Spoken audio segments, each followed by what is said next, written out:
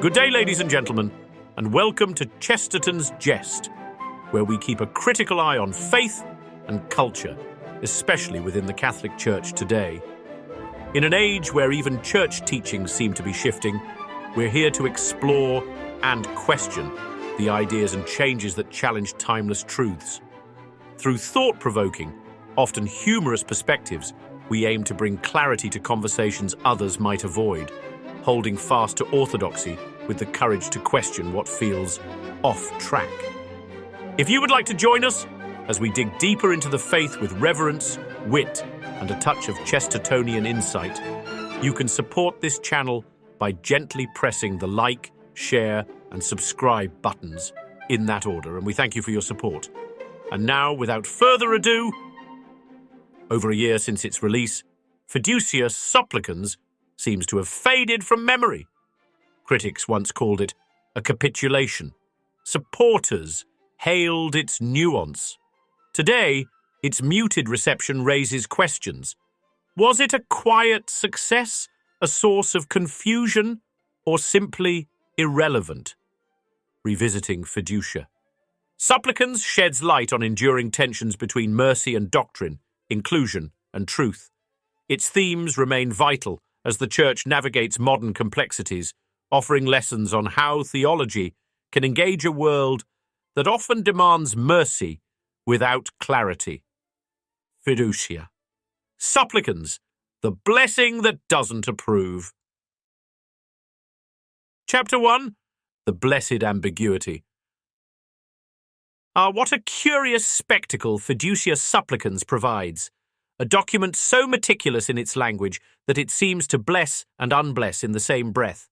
It claims to offer mercy while preserving doctrine, yet the result feels like a theological tightrope act, leaving both critics and supporters squinting at its meaning. If blessings are meant to shine with the light of grace, why does this one flicker like a candle in the wind? From the start, Fiducia Supplicans reassures us that nothing fundamental has changed, even as it introduces distinctions between types of blessings and the circumstances in which they may be conferred. It is as if a man stood before his wife and declared, "I haven't moved the furniture, I've simply made the room larger." Such an approach might amuse, but it risks undermining trust by blurring the lines between continuity and innovation. What exactly is being blessed here, and why does the blessing seem to tread so cautiously? Chapter 2. A Gyroscope of Grace. At its heart lies the paradox: we will bless but not validate, we will affirm but not endorse. The blessing is offered, but carefully framed, as if fearful of saying too much. It feels like a gyroscope, spinning without advancing, giving enough to appear pastoral, while withholding enough to seem doctrinal. This balancing act is particularly striking in its treatment of blessings for same-sex couples. While the document reiterates that such blessings must avoid legitimizing the union, it introduces the possibility of recognizing all that is true, good, and humanly valid within these relationships. This shift, though subtle, plants a seed that could grow into something far broader over time. Such nuance may appear compassionate, but it risks creating confusion. A blessing is not merely a gesture of goodwill, it is a declaration of God's grace and truth. When the Church blesses relationships, it considers irregular. Even with caveats, it opens the door for misinterpretation. Will these blessings be seen as pastoral care or a quiet signal of acceptance? This ambiguity threatens to undermine the very clarity that doctrine demands. Chapter 3. Mercy without footnotes. And yet, what is mercy if it does not heal and transform?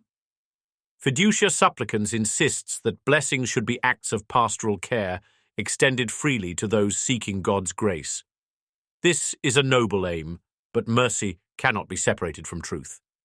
To bless without calling for change is to offer a shallow compassion that leaves souls where they are rather than leading them closer to God.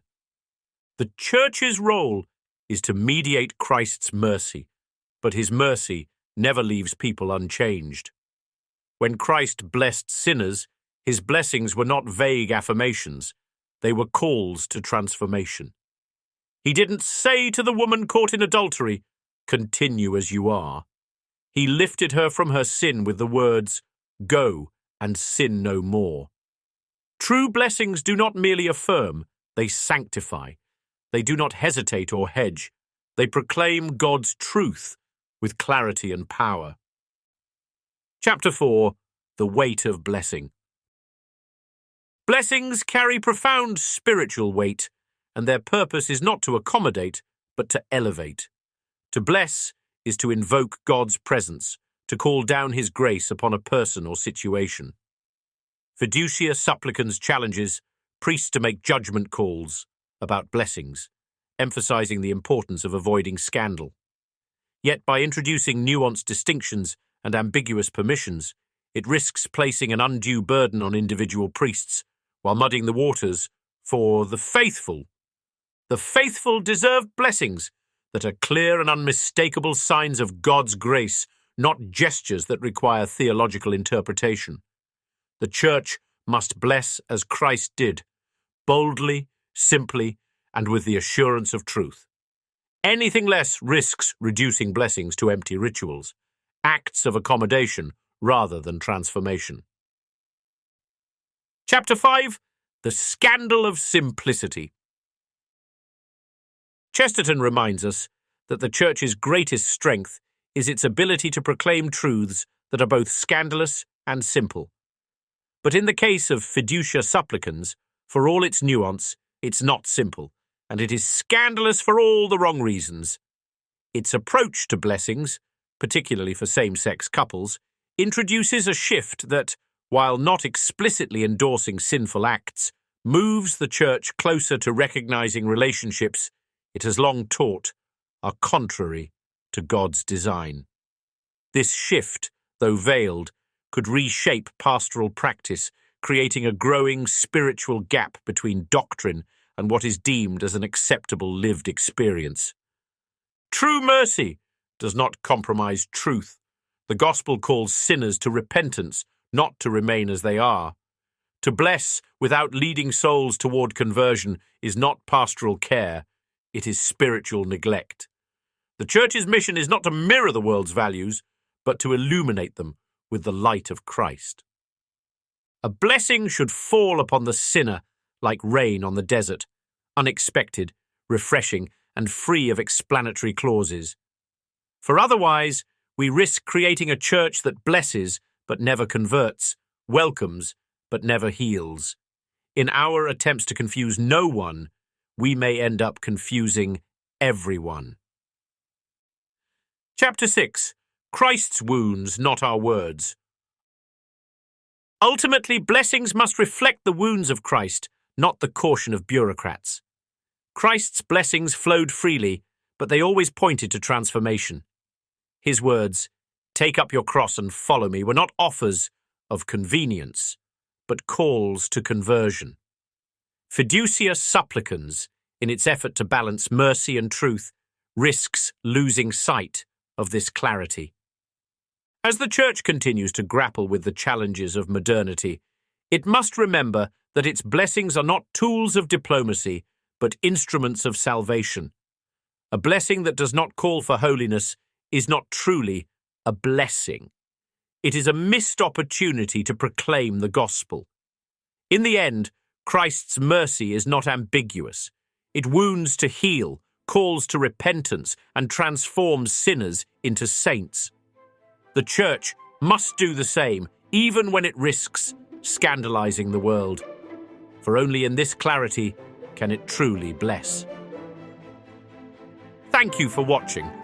If you enjoyed today's video and share our passion for defending the true faith with a touch of humor, be sure to head over to chestertonsjest.com and check out our collection of bold, pro-Catholic graphic tees designed to spark conversation and inspire conviction. Whether you're looking to wear your faith proudly or share a laugh, we've got something for everyone.